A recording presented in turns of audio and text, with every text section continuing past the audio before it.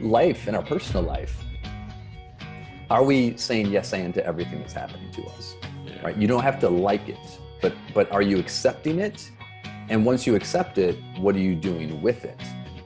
And so, I tell people all the time, like, you have zero, right? We go back to the pandemic. You have zero control over what happens to you, zero control over what happens to you. And you have 100% control of how you respond.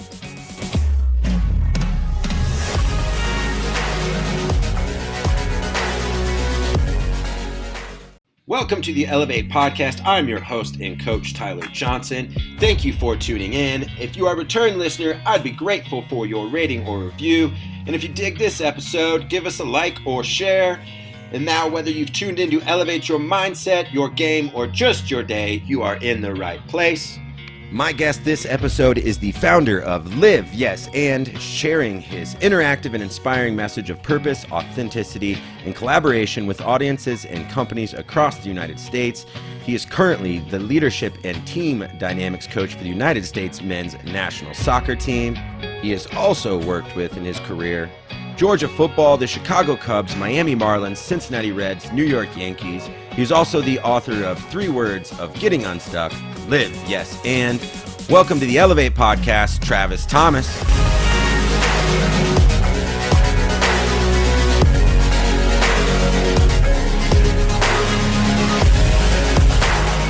Travis, how are you doing today? I'm doing great, Tyler. Thanks so much. Thanks for having me. And I love that it's the Elev8 podcast and you're in Colorado. So, I mean, so many, multiple layers of meaning with Elev8. I love it. Yeah, we got a lot of analogies of climbing life's mountains, and you're not at the top very long, even when you hike, right? Yeah. Well, excited to have you on. First, I wanted, if you could just kind of share with our guests a little bit of your career path and how you got into leadership and performance training and development. Yeah, I'll try to keep that short because I don't want the whole podcast to be like how I got into this, because it's been sort of a fun, interesting roundabout way. And by fun, I mean scary, terrifying, and unknown. Sure. The quick version is, I grew up in Michigan. I grew up in Flint, Michigan, which is actually, despite everything you've heard about Flint, it's an amazing sports town. Yeah. And so sports, was a huge part of my life growing up. Got a chance to play a lot of sports. I gravitated towards soccer as I got older. Played a little college soccer, but then graduated. Got a chance to do some high school coaching for a couple of years back home in Michigan. Got married young. My wife and I we ended up moving to Boston, and kind of took quote unquote professional jobs, whatever that means. But during that time, there was an improvisational comedy theater in town. It's one of the first places we went when we were in town in Boston, and they had just opened, and we went to a show, and I was blown away. I was like, wow, how do they do that? Right. So sports, like my whole life was sports, but like I loved comedy. I loved entertainment. And I was like, how do they make up all of that on the spot? Like, what's that skill set? And so I signed up for a class. And signing up for one class turned into 6 levels of classes, which turned into auditioning for their touring company and making their touring company and working my way up to the main stage as a performer and teaching in their training center. And like, wow, like this whole new world of performance sort of opened up to me. And then fast forward a few years later, after performing there, I moved to Florida, started a group with a couple of guys down here in Florida, kind of 2004. Doing improv on the side. And I still have other jobs that are kind of paying the bills. Sure. And then that comes to an end, and it's like, oh shoot, what do I really want to do with my life? And I loved coaching because of sports, and I loved this sort of improvisational approach to things and mindset. And so I did a deep dive into life coaching and executive coaching.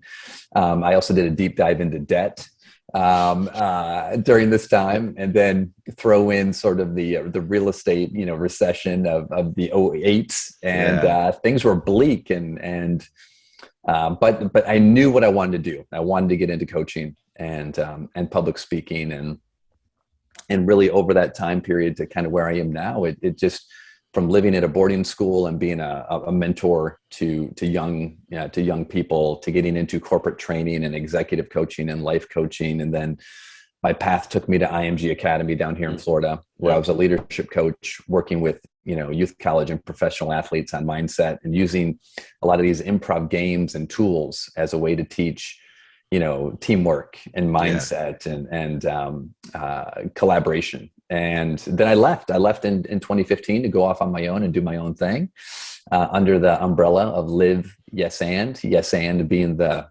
foundation of improvisation. Yeah. We can talk more about that. Yeah. And since 2015, I consult a lot with professional and college sports teams. I work in youth sports. My youngest son is a part of a club, and I've been working with their club. And then when I'm not doing that, I do a lot of corporate training and corporate speaking and keynote speaking on these ideas of mindset, team dynamics, and culture. And that's my focus. And I wrote a book back in 2016 called 3 Words for Getting Unstuck, Live Yes And. I sent that book cold to the head coach of the U.S. men's national soccer team, Greg Berhalter, with no expectation that A, he would get it, B, that he would read it, or C, that he would want to do anything with it after he read it. And not only did he get it, not only did he read it, he read it and called me and said, hey, are you interested in coming and doing some work with the national team? And so I've been on staff with them since January of 2020. Cool. And here we are now qualified for the World Cup that's coming up in November in Qatar. And that's where our focus is right now. And so just that in a nutshell is what the journey has looked like. Awesome. Whether it's the national team or your son's team in kind of the last few years in kind of this post-pandemic era that we're in, where have you seen the need for just, it feels like an accelerated need for mindfulness, leadership, personal development? Somehow the pandemic all got us a little derailed, or our tracks slowed up a little bit, or a little rusty. Yeah. I think to the idea of getting derailed, right? The only thing that got derailed because of the pandemic is the illusion that we were actually sort of in control of things. Yeah. The pandemic was just a big magnifying glass that said, you think that you're controlling all these things. You think you're controlling your economy. You think you're controlling this global interconnectivity, and you think you're in control, period. And how do you respond when I drop a pandemic on your lap? Yeah. And as someone who is a mental skills coach and working in this world, it's like, all it did was put a greater emphasis on these skills, which is how do you deal with uncertainty? How do you deal with adversity? How do you take care of yourself and your own sort of mental care and mental fitness? And now you have to apply it to absolutely everything. And so we kind of took mental skills as, that's the thing that elite athletes do.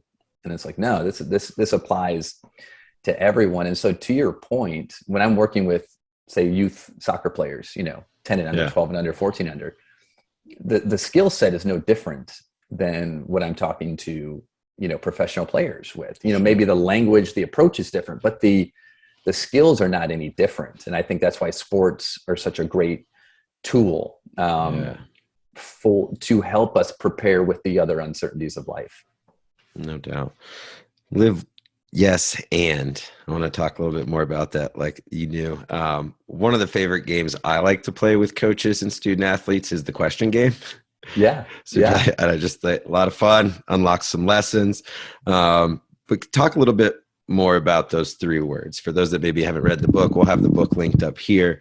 But why are those 3 words that can unlock our potential? And yeah, absolutely. Well, press pause on the podcast, go read the book, right? But no, just kidding. So the yes. Yeah. So yes. And like I said, it's the foundation of improvisation. I didn't create this concept, right? In fact, it's hard to find who the original creator of yes and is from a drama, from an improvisational standpoint. So, because I would love to give credit to whoever gave up with it. But anyone who's done any acting or has done any improvisation, the first thing you learn is this concept of yes and.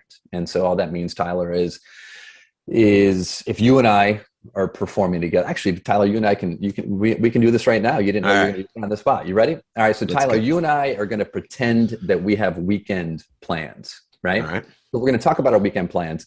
And so whatever you say to me, before I respond to it, I'm going to say yes, and I'm going to build off of whatever you said to me. And then whatever information I give back to you, you're going to say, oh, yes, and build off of the new information you gave to me. Does that make sense? Gotcha. So all we're doing is we're building off of each other's new information by saying yes and building off of it. Make sense? Yes, sir. Awesome. All right. I'll give you the first line. Here we go, Tyler. I am so excited about the trip you planned this weekend. I can't wait. Yes. Yes. And. Yes. And I'm so excited that we can go together. Yes. And the fact that we're going mountain climbing, and I've never summited a mountain. Yes. And once we get down, we're going to have some of the greatest barbecue afterwards. Yes. And I heard that you just won a regional award for best barbecue. Yes. And that was kind of a generous award. I don't know. Yes. And I heard that your dad was the main judge, and that's why you won. Yes, I think it was his recipe handed down. So, just like we came down the mountain, he gave the recipe down. Yes. And I'm a vegetarian, so I'm really excited to see how this meatless option that you've come up with. Yes. And because the jackfruit we do is solid. So, yes. And I heard that you grow your own jackfruit. Yes. At high altitudes here in the mountain. I don't know how we do it, but it's yes. And I hear it's because of that high altitude that it gives it a richness and a texture that no one else can create. Yes. And I can't argue with that. All right, we'll end it right there. Yeah, I did better than I thought. I hung in there. You did fantastic. Yeah. So all we did is we co-created something together, one yes and at a time. Yeah. So improvisation, right? So you just improvise. I don't know if that's your first time improvising, but you did it. So congratulations. So if someone listening can yes and, you know how to improvise now. And that's what. So any improviser gets on stage.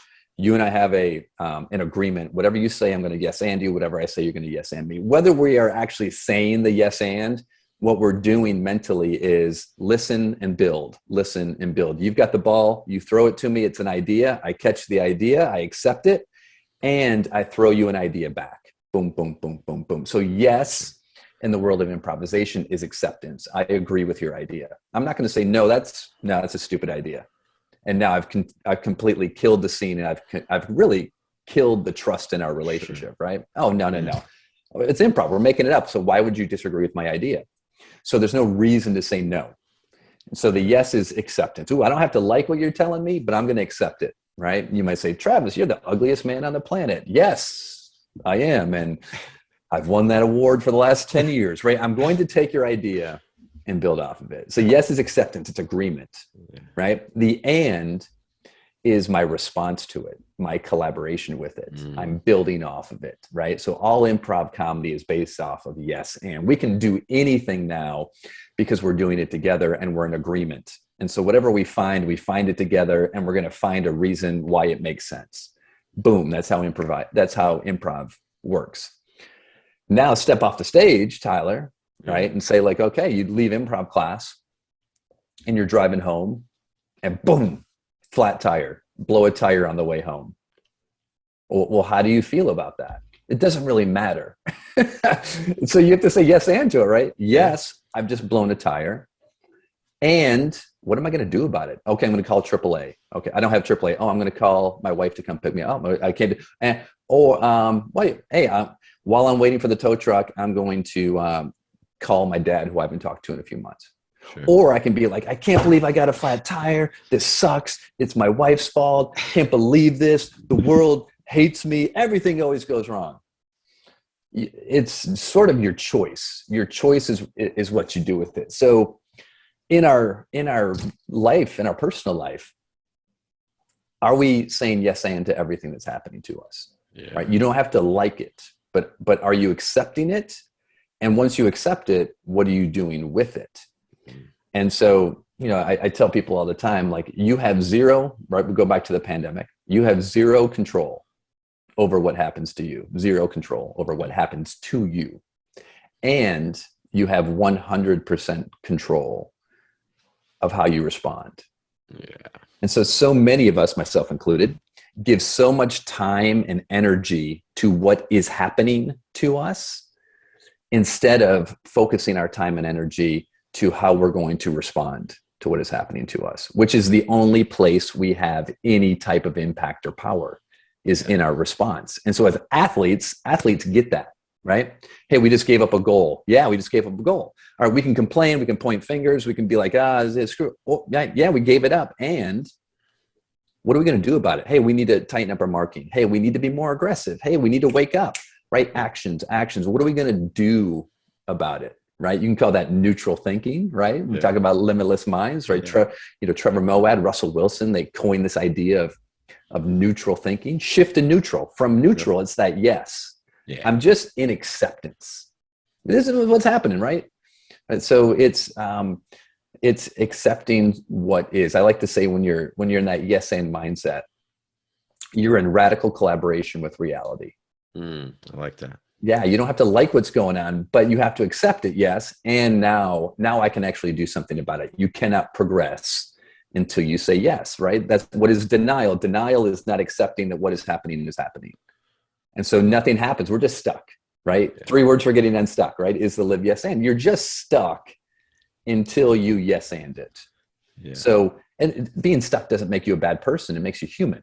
Right. But most of us agree that while I'm stuck, I'm not climbing out of that hole. So the yes and is what allows us to climb out of that hole and move forward. Love it. Love the improv lesson into athletics there.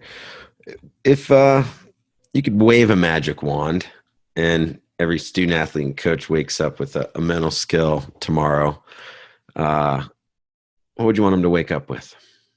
Yeah, I mean, I think similarly to what we're talking about, I think the mental skill is the ability to just be engaged in the present moment, right? Being engaged, right?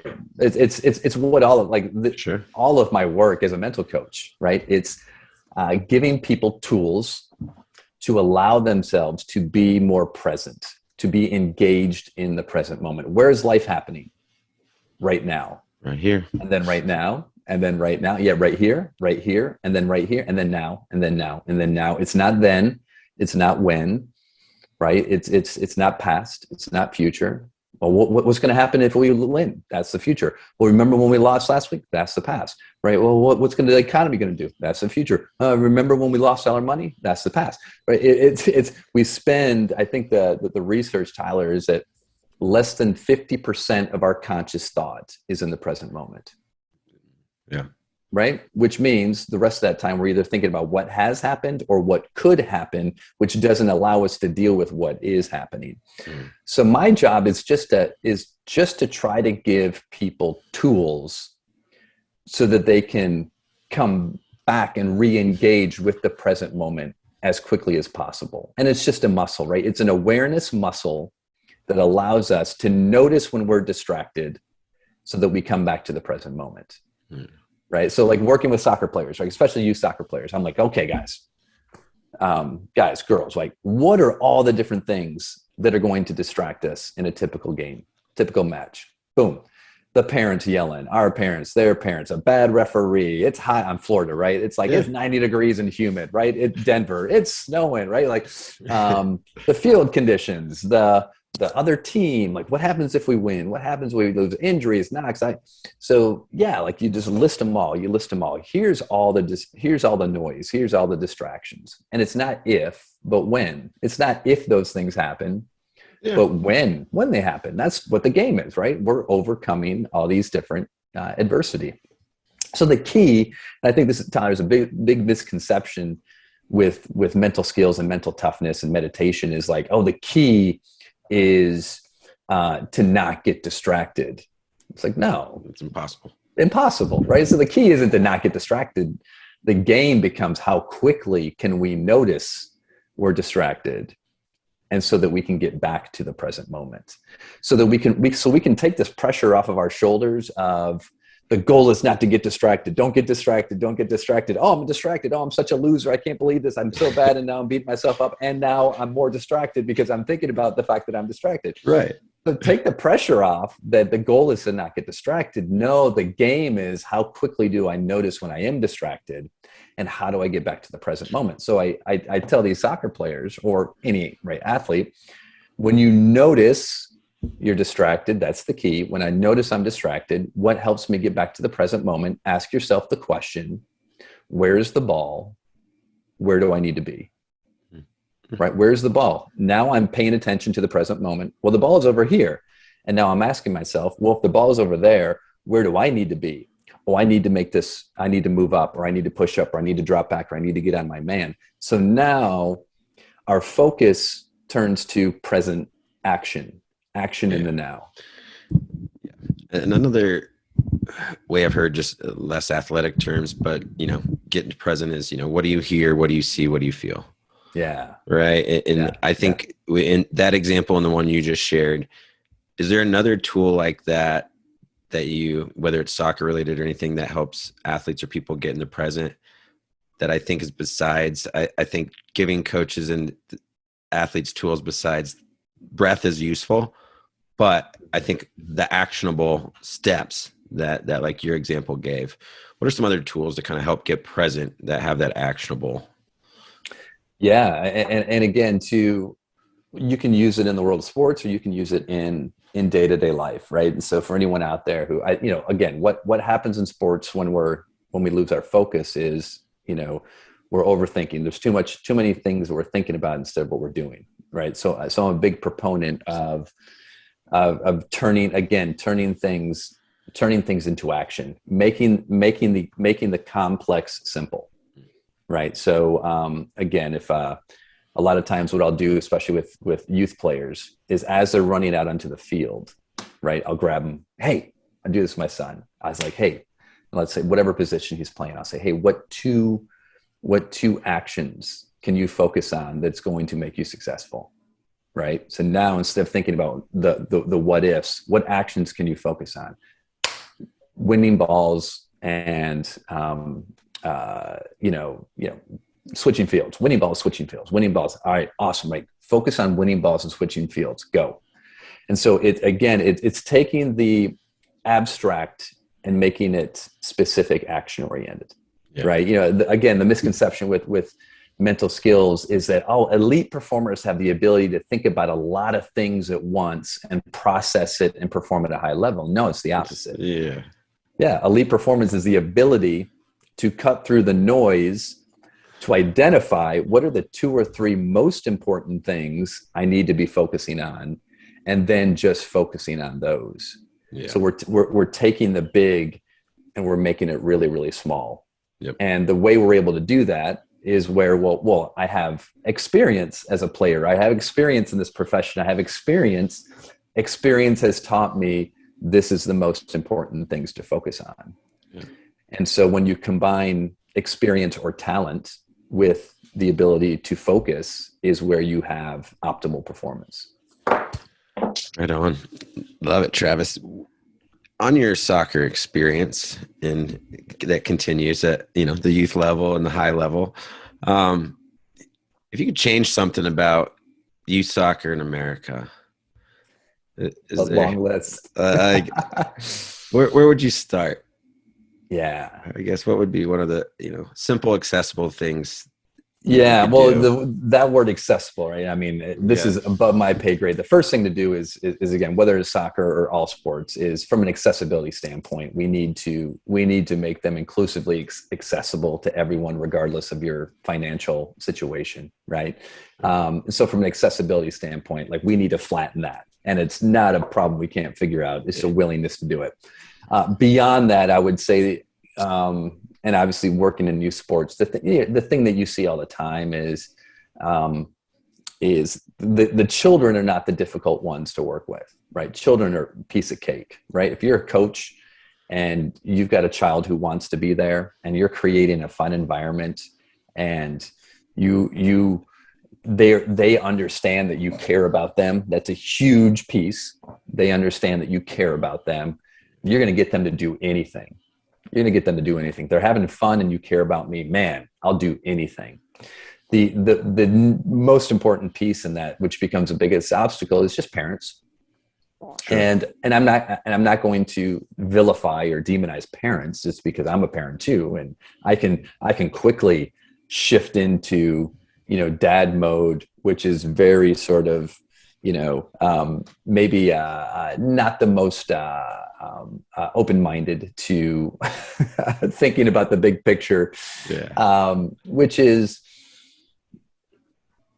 it's so easy to strip the joy out of the game when our focus moves beyond, hey, this is great, my kid is out there, he's learning, he's growing, he's having fun, and then it turns into, well, how do we get them to the next best team, and how does this lead to a scholarship, and then just that influence of, when the intent of sports becomes there is some sort of end to the fact that it's just a great thing on its own, is obviously where, when you see the scary numbers of kids dropping out of sports at such a young age, it's not because sports aren't fun. It's because the environment that they actually train in and play in, or the home environment of what we are making sports mean has taken the fun out of it.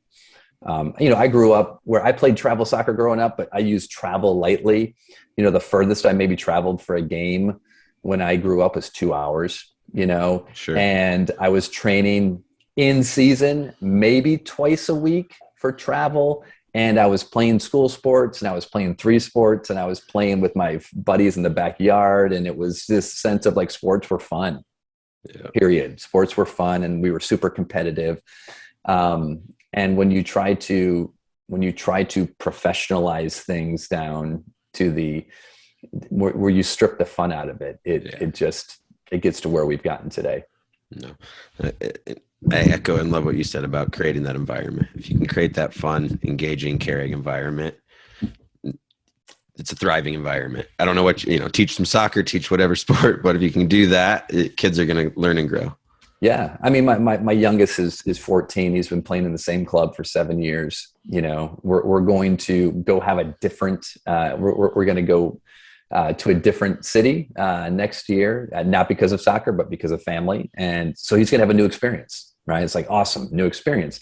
And like my wife and I, our goal, our motivation with him and sports and with all of our kids is, does he enjoy it? Does he enjoy that from a team? I don't care what team he's on, but is he enjoying it? And is his coach a good role model? Like, that's it. That's it. Everything after that is just bonus. But is he enjoying himself, and is the coach a good role model? Because, man, the examples I see where I'm like, what kind of mental gymnastics are these parents doing to justify the fact that, this is still the best place for my kid, when you see the antics of the coach and what's coming out of that coach's mouth? And I'm like, well, what kind of mental justification are you doing to justify, like, but I'm like, no. That's a bridge too far. Yeah, you can do a whole nother podcast, I think, on some of those juxtapositions of those. But you mentioned earlier, Limitless Minds. You are what they call a room tilter. We talked about some mutual connections, but what's a room tilter? And share with our guests just a little bit what Limitless Minds is doing. Yeah, so Limitless Minds is, a good friend of mine, Trevor Moawad, who was considered one of the best mental coaches in the world. University of Alabama's football team for 10 years, University of Georgia, Kirby Smart, Maria Sharapova's mental coach, Russell Wilson's mental coach. He was just one of the best in the business. He passed away, sadly, tragically, this past fall from cancer. But before doing so, going back about, 3, 4, or 5 years ago, I was, working with him and had a relationship when we were doing things together when he and Russell Wilson decided to create Limitless Minds. And with the 2 other people, DJ Eitzen and then Russell's brother, Harrison Wilson, the 4 of them created Limitless Minds. I just happened to be close by when it happened, so they were able to, bring me in and be a part of the team as the room tilter. And so Limitless Minds is really kind of a mindset lifestyle company. That it's not so much actually going after the sports world, but it's about using the principles of high performance from sports in the corporate world as well as in the, our individual day-to-day lives. And so using these tools, using these mindset tools and how they lead to not only high performance, but for me, what's really important in that is purpose-driven, heart-driven, that is consistent with your performance. And so I'm a room tilter. I didn't come up with that term. It's a great term. I didn't come up with it, which just means we have a team of room tilters because, when that person steps into the room tilts. And so and that's what we try to do with Limitless Minds. We're trying to tilt rooms. We're trying to tilt mindsets, and using these concepts such as neutral thinking that we were talking about, and non-negativity, and all these principles that have proven to lead to high athletic performance, but it's no difference. And Trevor was using these same principles as he was battling cancer. His newest book is Shifting to Neutral. Getting to Neutral. Thank you. Wow. Shifting to Neutral. We talk about shifting is getting to neutral, Same idea.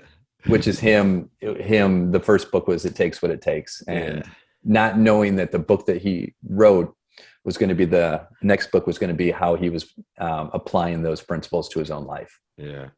I just finished Getting to Neutral, so check that book out. Yeah. We were blessed. He was one of my earliest guests on this podcast. Oh, fantastic. And I guess in having you on here and keeping the stories of Trevor alive, is there a good story that you remember of Trevor you want to close this with? A good Trevor story. Oh man. That I can share. That's the important part. The thing about Trevor is it's so funny. The reason we met is we weren't at IMG at the same time. He left IMG by the time that I got there, and so I was gone. I left IMG, and he called me, and Trevor's like, "Hey man, Travis, hey," and he was just like, he was a very direct guy, and he brought me out to do a talk with him. We were talking to the UCLA surgical resident, students who were already in residency. So we were doing the mindset and communication piece with them. But what I remember most about Trevor is that, that was our first introduction to one another. And as I got talking about yes, and this was at the beginning, as he was really putting the scaffolding around the concept of neutral thinking. And he was really getting a clear sense of it. And I was saying, yeah, well, Trevor, that's like, yes, and we're saying this. And he's like, and it was like, yes, oh, these are two puzzle pieces that fit really perfectly together. And which always made me working with him in Limitless Minds really kind of a natural fit. But the thing that stands out, to me about Trevor was just his relentlessness. I can't even fathom. He was just one plane to the next plane, from one team to another team. And while he's doing that, he's creating videos and his level of selflessness to everyone that he was trying to help was just phenomenal. And it's incomprehensible as I try to do a fraction of that in my own life. But, at Limitless Minds, we're grateful, and we see it as a huge opportunity to now take the torch that he helped create, and to take that torch and share that with the world in a way that truly impacts people's lives. And I think his legacy, for a life cut short, his legacy is going to be seen well beyond his human years. And that's something that we're excited about.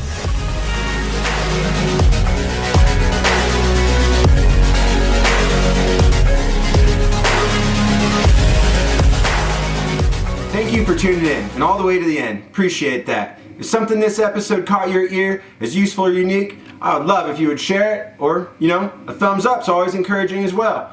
If you want to come back and check out more videos, smash that subscribe button, ring that bell for notifications, and we'd love to have you back. Have a great day, and go elevate others.